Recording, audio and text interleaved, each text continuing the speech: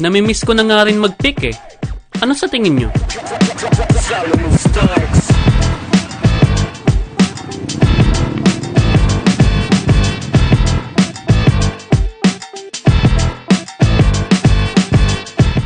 Sabi sa inyo, magkikita ulit tayo eh.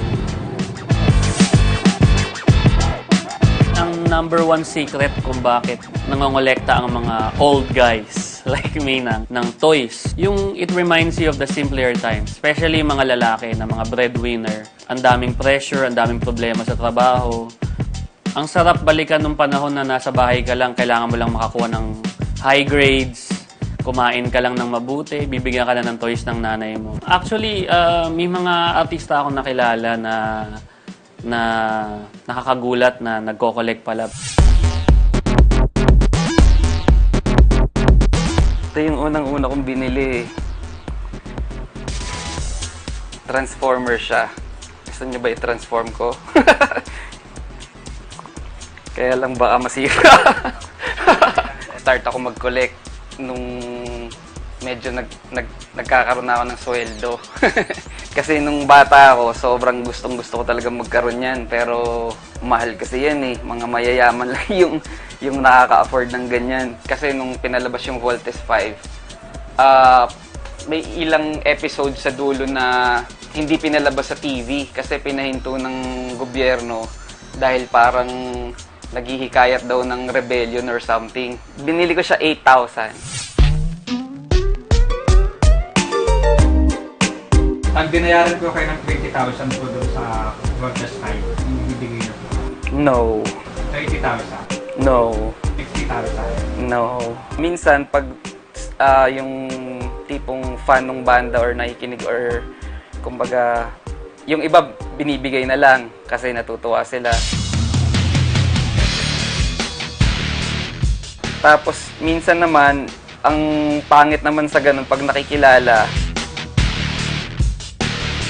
tinataasan naman ng presyo.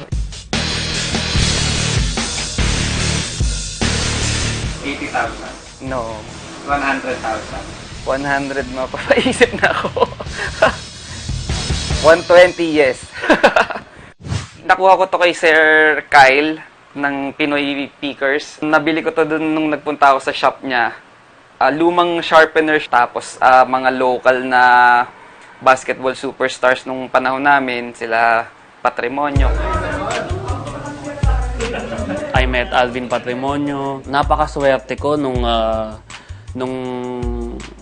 Alvin Patrimonio moment na yan. So, ito yung una kong pinaano sa kanya, pina-autograph. Sabi ko, sir, may picture tayo 4 years ago.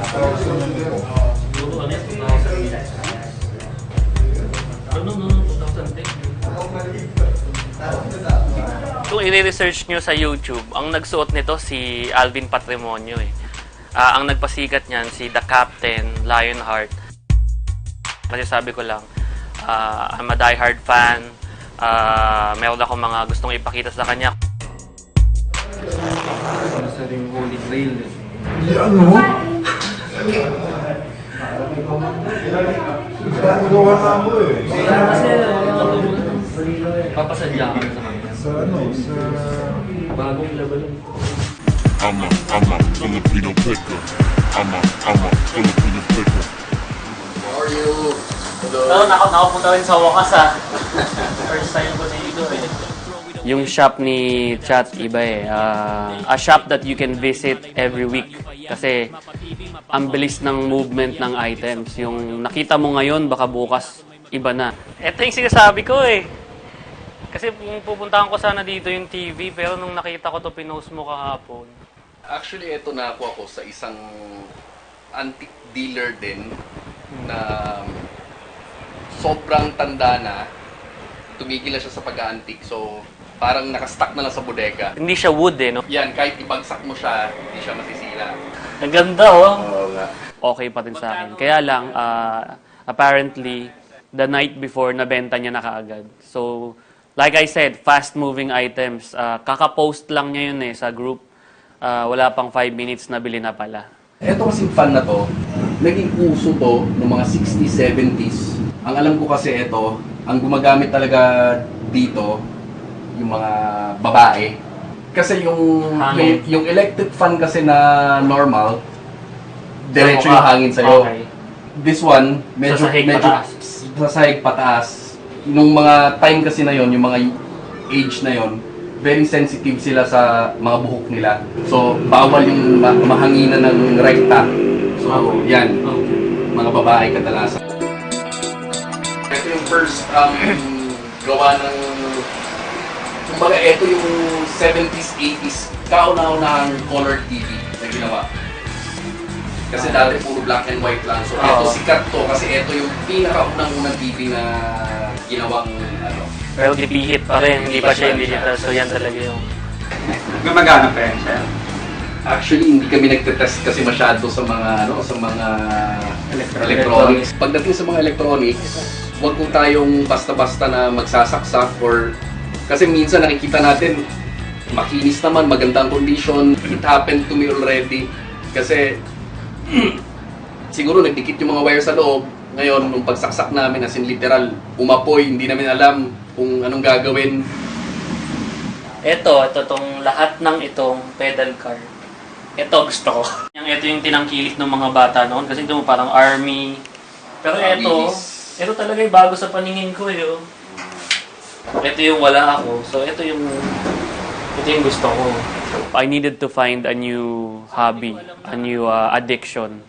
So, meron akong gusto i-try talaga yung pedal cars. Matagal ko nang gusto yun.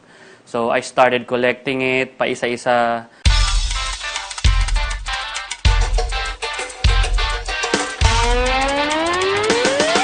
Hindi lahat binibenta kasi medyo na-attach na rin ako sa ibang item na talagang napakahirap din hanapin. Kung may mag-offer ba sa ito ng mga 9, gano'n. Nasa tingin sa... Hindi ko siya ibebenta pa talaga, brother. Oo, talagang attach ka pa, no? Yes, Sobra. Yung kasabihan ng mga pickers na ang pera ay mabilis mawawala compared sa item. Siguro mga 8 beses na akong binangungot niyan. Bukas, wala na yung pera. Pero yung item sana, na-keep mo pa for the next few decades. Mas maganda i-trade. Maybe one big item, i-trade mo sa 4 na small items. Mas may nakikita akong sense sa ganun. Especially if you're a collector, not just a picker. Ganun. I'm a Filipino picker. Meron ka bang pinapakawalan dyan or lahat yan for sale? Lahat naman yan for sale. Lahat. Itong may mga lata. Ito, pero medyo may dami siya. Ito, yan. Itong pula, Ang pula, ganun din, medyo medyo damaged may, na. yes.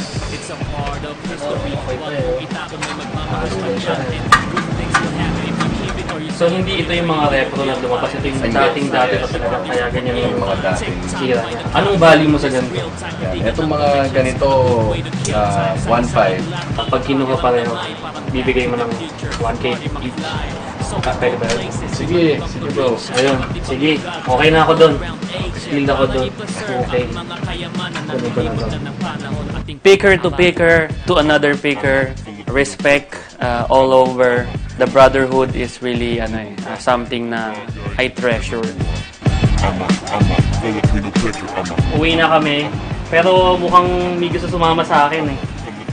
Magkano ba price mo dito? Actually, ang price natin dito, 3.5.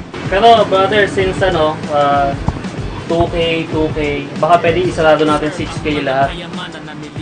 Para kasi tinatawag niya talaga ako eh. Ayaw pa uwiin. Sige brother. Okay, salamat. Salamat. Sige, sama ka na sa amin ha. Thank you very much brother. Okay brother. Thank you Very much, din. ha. I'm a Filipino picker. I'm a Filipino picker. Yung mga bagay bibigyan ng I just like the vintage items.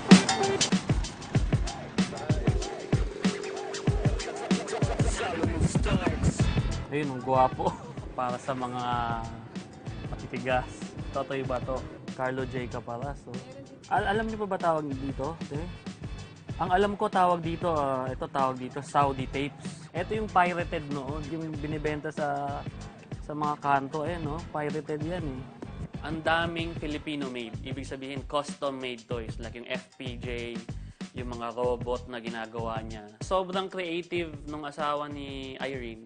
Sobrang artistic, sobrang galing gumawa. Ito pong robot na to, nakita ko po yung mga lata na nasasayang po. Kaya ang ginawa ko po, nag-isip po ako ng para hindi po masayang. Ayan po, yung mga lumang lata lang po to na naipong ko. Ito lata pa, oh. Yung Lata nabubuksan. Dito Ginawa po niyang nabubuksan. paa. Ayan po siya. Ayos to. May mga toys na I feel na hindi niya na dapat ginalaw. Na nirestore niya in his way. I tried reselling it. Sabi ng mga robot collectors, sana hindi na lang ginalaw. Mas mataas value. Very impressed ako dito kasi gawa sa kahoy to eh. Kahoy ba lahat Marine yan? po, sir. Marine plywood. Ang galing. Hand-painted. So kung ibebenta mo yan, magkanong value na nilalagay niyo dyan? Ito po for sale po, 10K po, 10K. sir. Oh.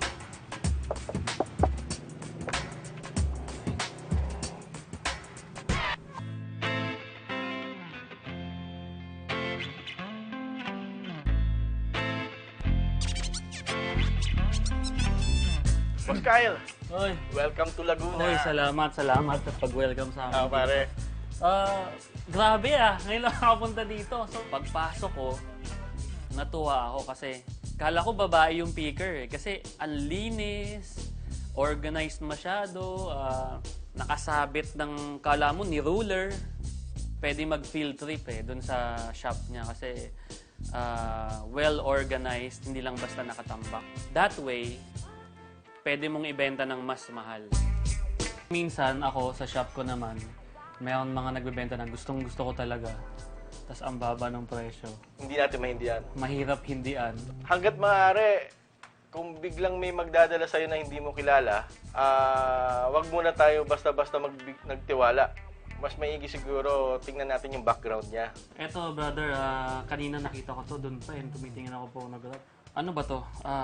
Lalagyan ng wine eh, no? O Oo, tama ka. Lalagyan na ng wine. wine? Oo. Grabe, ang ganda. Liquor. Katin na. Tapos Container. buo yung loob. Walang Oo. dugtong. Sa tingin ko, parang Holland. So, anong value ng ganito sa'yo ngayon? Kung ibibigay ko sa'yo, Bibigay mo sa akin? best. Thank you talaga. Best na kaya ko ibigay yan sa 1.5 siguro. 1.5. Okay ako doon, brother. Salamat. Yes.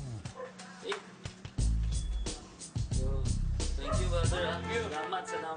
Hinabol niya ako. Sabi niya, bro, may regalo ko sa'yo. Hindi ka pwedeng uuwi nang walang regalo. I'm a Filipino. Yung binigay niya sa akin, alam ko sobrang mahal na, sobrang valuable nun sa kanya, pero binigay niya sa akin.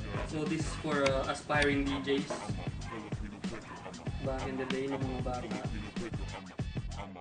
Picker to another picker. Respect all over. Yung mga bagay, di bigyan ng buhay.